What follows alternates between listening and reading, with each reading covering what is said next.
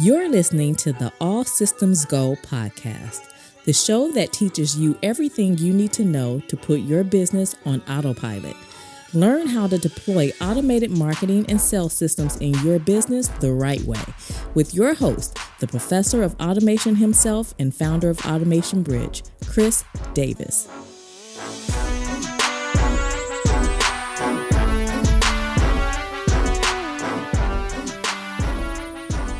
Welcome to the All Systems Go podcast. I'm your host, Chris L. Davis, the founder of Automation Bridge, an online publication for small business marketing automation. And in this episode, I want to discuss the power, or let me say how to optimize the engagement of your audience across all of your marketing channels, or I should say, or across multiple channels. There's a key. There's a key to using multiple channels in your marketing, but you must understand how to do it properly to expect high results. That's what I want to cover in this episode. But before we jump into it, if you're new to the podcast, make sure that you subscribe. The All Systems Go podcast is available on Apple Podcasts, Google Podcasts. We're on YouTube. You can find it in all main podcasting apps. If you're new to the show, please do me a favor and listen to this episode in its entirety. Once you're done, make sure that you subscribe and leave a 5-star rating and review. I promise it will be worth it. For those of you who are subscribed and have not left a 5-star rating and review, please do so. It is greatly appreciated. All of you who have done so and all of you that will do so.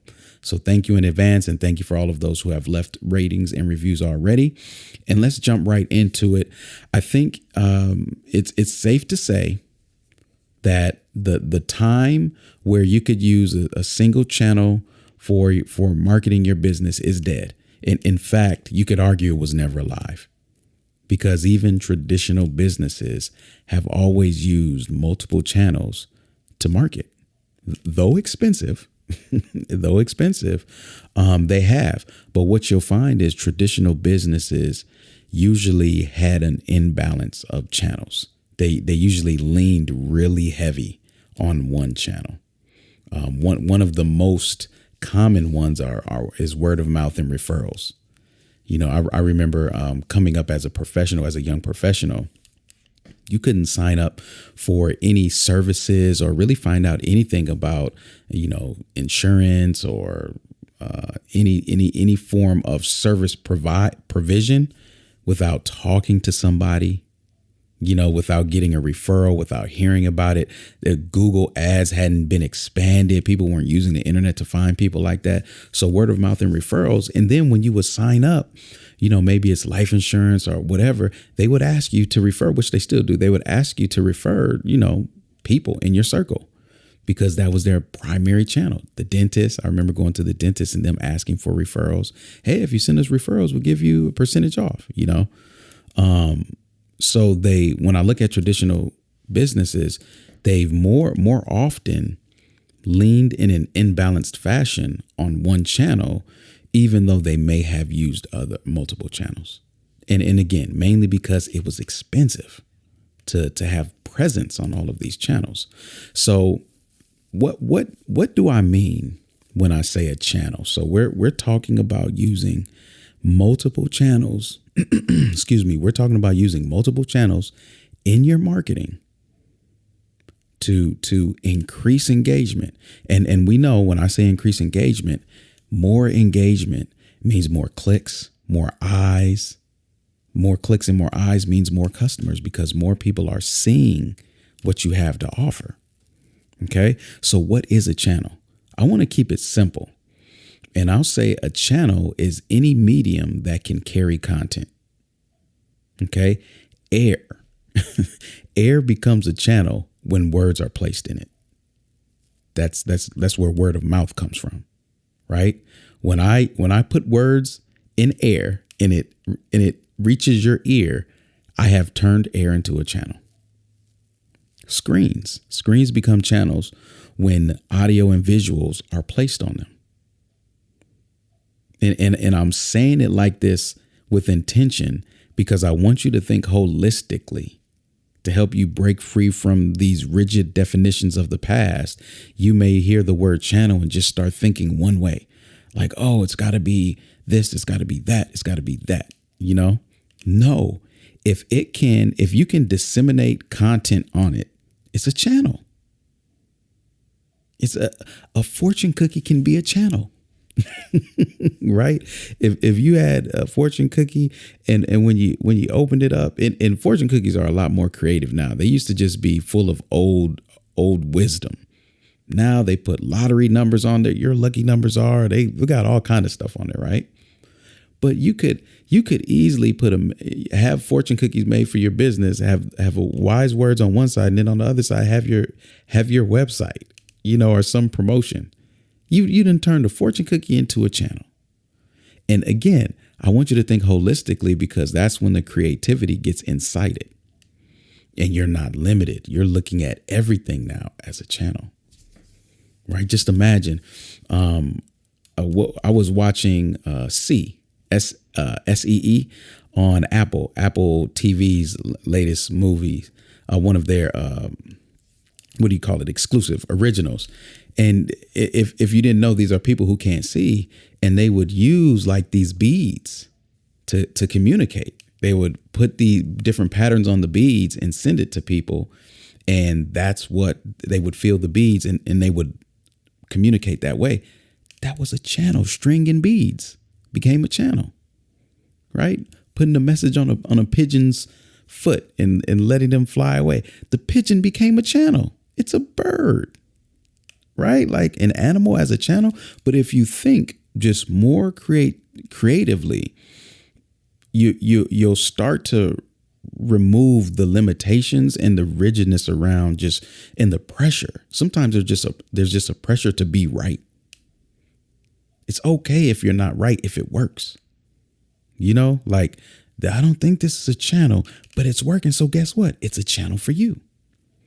Okay, so with that understanding, technology has really provided businesses with many more channels than previous for marketing. So let's go through some of them. I know I mentioned some of the more creative ones that that may not have been on top of the mind, but let's talk about some that you're familiar with, some that you have engaged with already, are engaging with, and you might be using, honestly, in your business.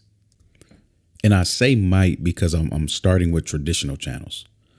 Okay, so these are the time tested, tried and true channels that we have seen over the years before technology really evolved, right? First and foremost, a storefront. If you didn't have a business, whether your storefront was your garage or you had the resources to actually rent a space, if you didn't have a storefront of some sort in the past, you weren't in business, right? Television, commercials, infomercials, radio was huge. Radio is an underrated channel. Seriously. I believe that's why podcasting is really on the rise, but radio, I wouldn't be surprised if we see a resurgence of radio, or a re-emerging of radio, the effectiveness of it, if it's not already happening. I'll admit I haven't been paying attention to it as a channel, but I just know the technological landscape is priming to really bring it back if it ever left, right? Yellow pages. When I was growing up, we had yellow pages and white pages. The yellow pages was for businesses. White pages were for people. So you could go and look up people's phone numbers, and they didn't have to give them to you. You could look them up and call them.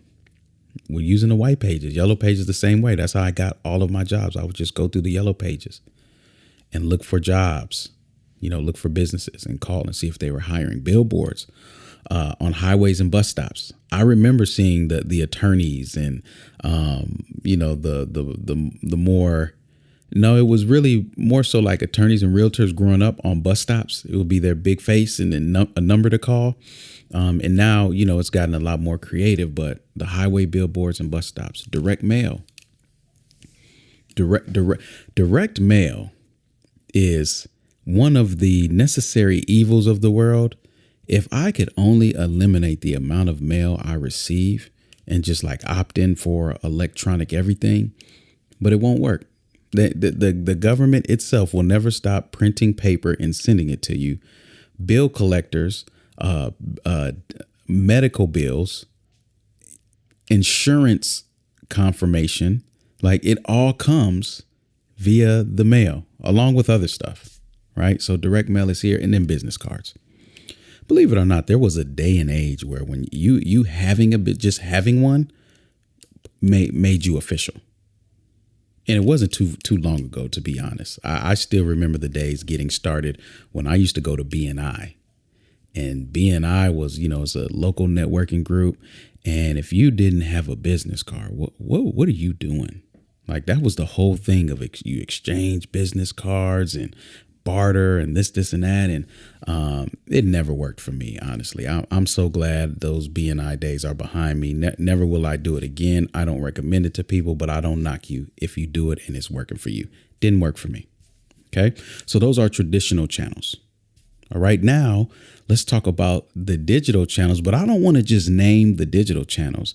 What you'll see, because in one of my previous episodes on the podcast, I talked about automation is best done, is most effective when it emulates manual efforts. Okay. So you need to take things that you're doing manually first and then apply automation to them. That's when you get the biggest results. Okay. The problem is when people try to bypass the manual part and go right into automation. So what we see is that technology has always mirrored what we do as humans, right? It's always mirrored human activity in it, and it should. So we see the same thing in the channels. The digital channels are mirrors of the traditional ones. So if I go with this same list, and what I'll do is I'll name its digital equivalent. And I didn't note this, but just know, you should know this by now. I'm not naming every single channel that exists. That would be crazy to make that claim, and it would be foolish for me to try to do that. I'm not doing that. I have a list of ones that come to mind, like perhaps the most popular. And even in there, I may forget one that's popular, but it's enough for you to get an understanding. I'm not trying to be 100% accurate. I'm trying to facilitate understanding. Okay.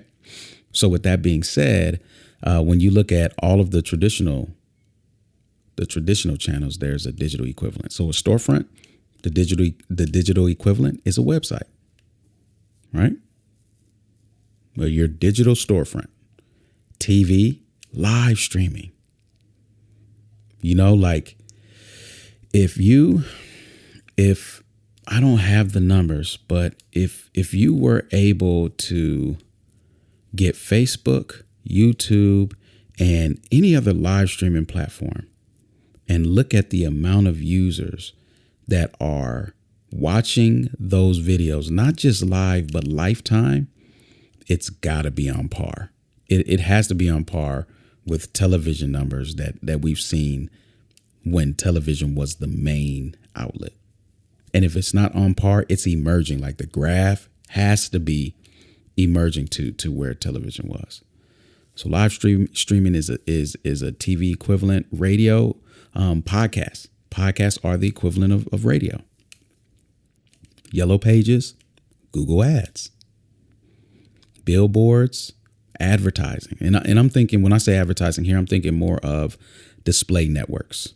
Display networks are when you go to a website and you're scrolling through the content, and then right inside of the content, there's an ad, and it primarily, more than likely, it comes from another website that you visited. So if I go to Nike and I'm looking at shoes, and then I go read a news article, and right in the middle of my news article are the exact shoes that I just looked at. Or when you load up apps on your phone that you didn't pay for, and you have those advertisement placed throughout them, those are display networks. And it's the same, it's the digital equivalent to billboards, right? Direct mail, email. business cards, social profiles. And this is more of a new thing where people will say, hey, you got a business card? No, I'm on Instagram. Oh, let me follow you. Right? Like, oh, no, connect. I tell people all the time, connect with me on LinkedIn. I do. My mother just did it. My mother just did it. And it was a good connection at that.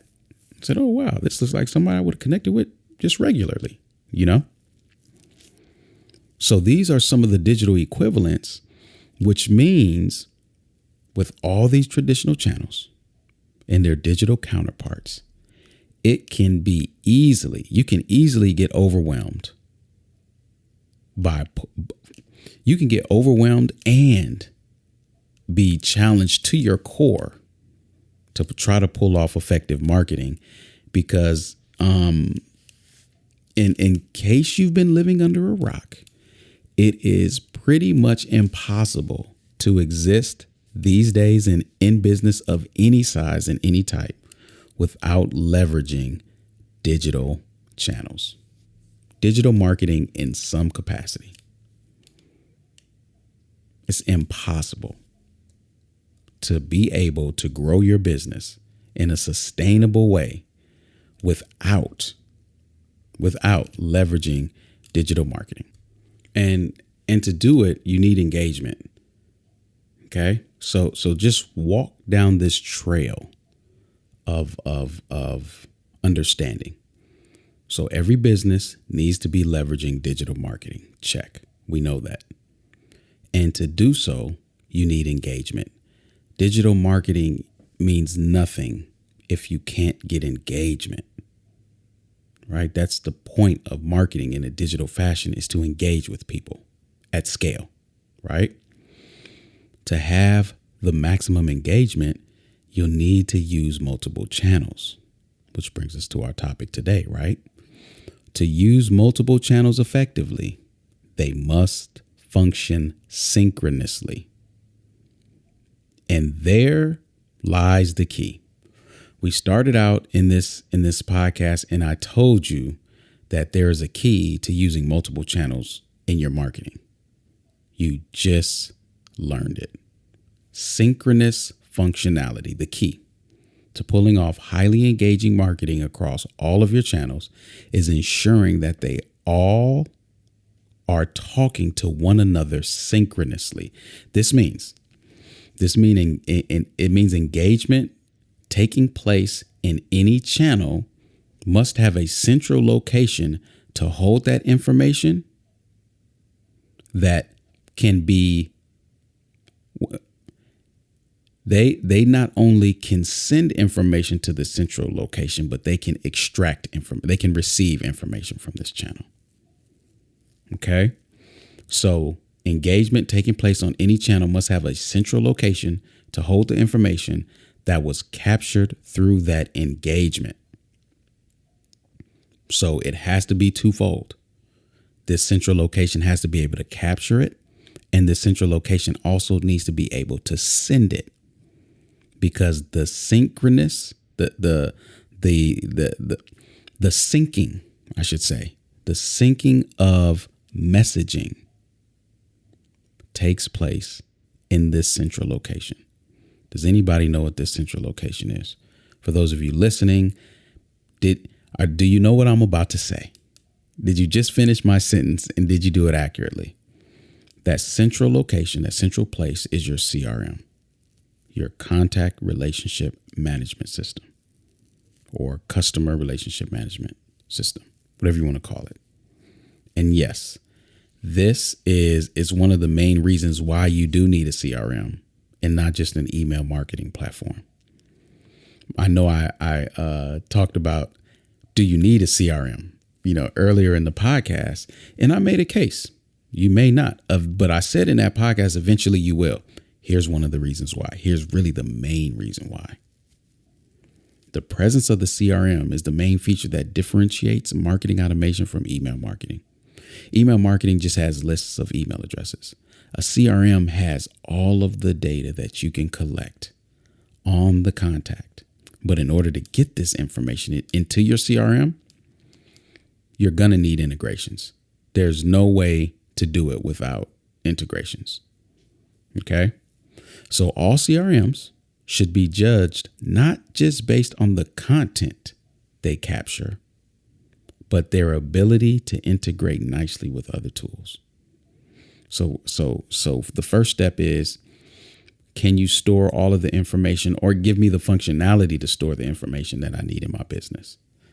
If that's a checkbox, then the next is, do you play nicely with the other tools that I'm using now or may need to use going forward? That's the other checkbox. Your CRM has to check both of those boxes. In this digital age, you have to have both boxes checked. So let's talk about integration. I have what I call the hierarchy of integrations. And what this is a list. It's a prioritized list of integrations that you should know about in the order in which I recommend identifying their availability. Okay. So starting with the first point to look at, and most important, is native. This is your ideal. If your CRM has a native integration with the tools that you're using or looking to use, you're more than halfway there, right? Because this means that the data is passed directly from the channel, the software that is from the channel to your CRM, right? I don't want to say software because it could be on a channel that doesn't require software. So that's why I caught myself. But directly from that channel to your CRM, that's native. And let me say this. I've been experiencing some pretty poor integrations lately, especially when the company itself, and when I say the company, the CRM company, builds out the integration. It's amazing how ignorant a company can be about how people desire to integrate with their tool. It's surprising. I don't know of a lot of marketing automation platforms that are good at building out their own integration. Because what ends up happening is these developers build out integrations in a way that makes sense for the tool. Hey, if we do it this way, on the dev side, we'll be able to do this and this and that. But then on the customer side, it's just like, what is this? What is going on? So I've always seen it better if the software that's integrating with the tool builds out the integration, because they a lot of times have the customer journey as the context. Now again, you would think a marketing automation platform would have the customer journey as context, especially if one of their main features is customer journey automation. That's what they promote. That's what they write about. And then you look at some of their native integrations and they're the sorriest integrations. The weakest integrations. I had one that I was like, you know what? I would rather use Zapier. I'd rather use Zapier than this built-in integration, because you don't yes, you check the native box, but how you do it is so unattractive and not functional, which leads me to the next one, Zapier. Zapier is what I refer to as a digital broker, and it is a tool that stands between your CRM and the channel of choice and makes sure it formats the data from the channel to your CRM or vice versa. Okay. And Zapier used to really be the only platform, but now there are so many platforms coming out. The biggest one after Zapier was if this, then that, or something like that, IFTT or something. I can't remember, didn't use it, but I've seen other ones emerge. You even have enterprise specific digital brokers that just go between enterprise software. So that's your second line. Again, the only way and the only reason I would go there is if the native integration didn't exist or the one that did exist was done poorly. Zapier is your second line of defense. And lastly is custom development. This is your last resort because it's the most expensive, time intensive, and you really need to know what you need. If you can avoid this, by all means do so. Okay. However, if you have a proprietary system, There's no avoiding this. There's no avoiding it. If you have a system that is made specifically for your industry and you want to start passing in data from channels that you're marketing on, you're going to have to do some custom dev. But I'll say this, the best feature or the best thing about custom development is that it's the most secure for your data. You own that socket. You own that protocol that the data is being passed on. You own the server it's being stored on. It is the most secure. And for some of you, depending on your industry, that's the way you have to go. You can't afford your information is so sensitive. You can't afford a flaw on Zapier or something like that to pass information to the wrong destination.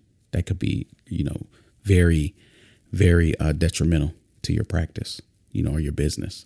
Okay. So remember, in the last episode, I believe it was the last one, where I talked about preparing your CRM for data to achieve a deeper customer journey experience by way of behavior-based marketing. Now you see that the channels that you're using to market on they're key to collecting that data about your contact. They're key to collecting as much as possible.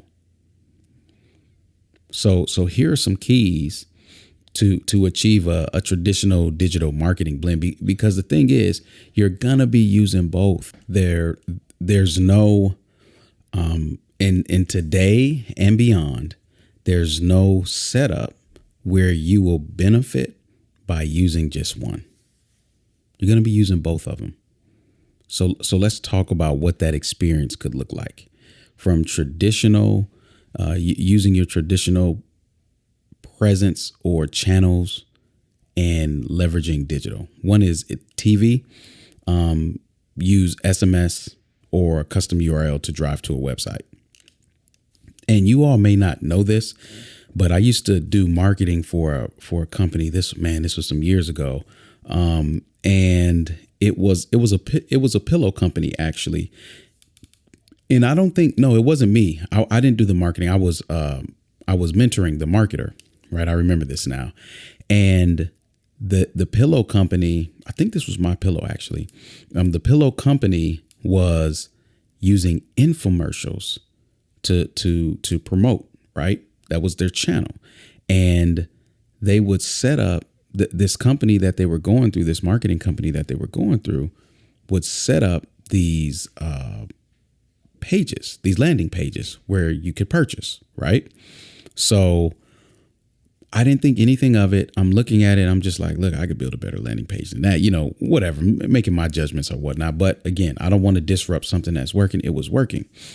So as I'm going through it, they would provide a URL on the bottom of the screen of the infomercial. And you go to the URL. It was simple. It's like MyPillow /now. And I'm saying My Pillow. I can't remember if it was specifically My Pillow. My Pillow is the first one that comes to mind, but it was a pillow company. And you go to the URL /go or something like that, or now. And when you visit it, it has all of these URLs placed, URL parameters placed in the address bar. And one of the parameters was time. So the reason this company was charging so much is they had software that, depending on when somebody visited that link, it would timestamp in the browser, which I know they were capturing in their CRM, which airing of the infomercial created the lead, so that they can know the time slot, what time slots in these infomercials are the most profitable. Okay, so that's one, going from TV to a website. Next is radio. And this is the same as TV. And hold on, I said SMS. You can also, I know you all have seen this, especially with the presidential elections coming up. Text this number. Support the candidate. Text this number here. So that's just, you're looking at the TV screen. You put the number in your cell phone, text it, boom, you're in there. So the radio is the same as TV. But perhaps on radios, especially if you're appearing multiple times or on multiple shows, you want different URLs for every radio show. And the easy thing would be, like if I'm going on Mad Dog Radio, I would have, I'd be like automationbridge.com/Mad Dog. Right? If I'm going on ESPN, automationbridge.com/ESPN. Right? So you can create, they're free, they're URLs, you own them, they're free at no charge. You can use multiple URLs, right? For radio, direct mail, you'll want to use Pearls, personal URLs. Okay, if you don't know what those are, do a quick Google search. But they make the URL that the person receives on that direct mail personalized to them, which enhances the chances that they'll put that URL in and actually visit it. Okay, and these are just a few examples of how you can use these traditional channels in conjunction with digital channels, because it works the other way too. You can use digital channels to get more out of your traditional marketing or your traditional presence. So one way is sending a postcard when a contact does a certain thing or reaches a certain point in an automation. Send some direct mail to them. Another way, right? Use your website. You can use your website to provide a coupon code that's only redeemable in person.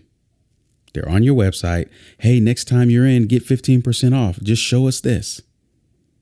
Right? Email is a great one for that as well. You can opt in on the website, and then now they're sending you coupons via email. I cannot tell you. Listen to me. I cannot tell you the amount of times I have ended up at the outlet mall on a day I had not intended on going, because my wife was looking through her email and said, "Oh, it's 40% off. It's 60% off today." So that move right there, website, coupon via email show up in person. And by what, it works if you stay online, but we're just talking about in person. Highly effective. Highly effective. They've got many coin from me using that, not just on my wife. I'm trying to put it all on her like she's the shopper. It happens to me too. I'm like, oh, shoot, 40% off. I've been waiting for that. So it works both ways is all I'm saying. You could leverage live streaming for promotional in-person events like movies and TV shows. Live streaming is great. I've seen Kevin Hart do this really well when he's got movies coming up. I saw Will Smith and Martin Lawrence do it really good with Bad Boys 3 coming out. I mean, they really leveraged live streaming to make sure that the show up for the launch of the movie was as large as it could be. So it works both ways. And the goal is to achieve this circular, synchronous environment where tools are always sending and receiving information to and from your CRM. Right? That's the key, everybody. You have to be doing this. This is not optional. You have to be doing this, because the final disclaimer, and this is worth repeating, email is still the most profitable digital channel. It's not dead. It will never die. If somebody tells you email is dead, listen to me clearly. Stop listening to them and stop talking to them. You have my permission the second somebody says that to start packing your bags, getting everything ready, and just walking out, even if it's a meeting. If it's on TV, you have my permission to just turn the channel. If it's online, you have my permission to close out that website, hide that ad in Facebook, tell them it's irrelevant to you and never show it to you again. Like exit. Do not entertain anybody who's talking about email is dead for marketing purposes. Do not listen. Go the other way immediately. What they're really trying to say is email is no longer effective just by itself. There was a day where just sending email, you could make money. But now it needs to work in conjunction with other channels. So you need to use other channels for engagement to get the most out of it. So those claiming it's dead are the same ones that were the same type of mindset that was complaining when Napster and all of these platforms started allowing you to download music without having to buy the CDs. So instead of shifting to this digital space that you could not prevent from happening and coming, you even had rappers and artists and entertainers, on C-SPAN arguing, I'm losing money, protect my rights as an artist. And now look, when's the last time you bought a CD? And nobody's complaining. They made the shift.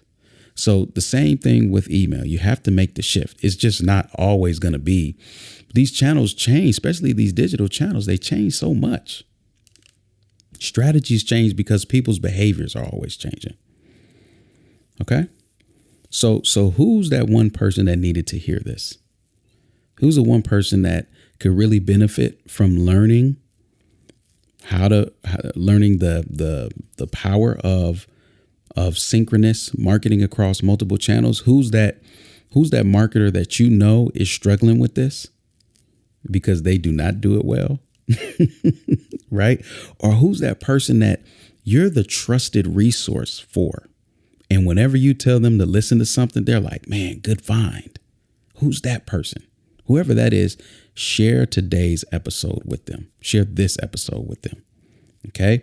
Again, if you're new, this is the time. This is my invitation for you to join the family of listeners so that you don't miss a single episode launched every Thursday. Every Thursday, a new episode of the All System Podcast comes out. So make sure you subscribe now. My invitation has been extended. Please accept and leave a 5-star rating and review. That lets me know you have accepted the invitation. Here at Automation Bridge, we are dedicated to training digital marketing professionals to become automation service providers.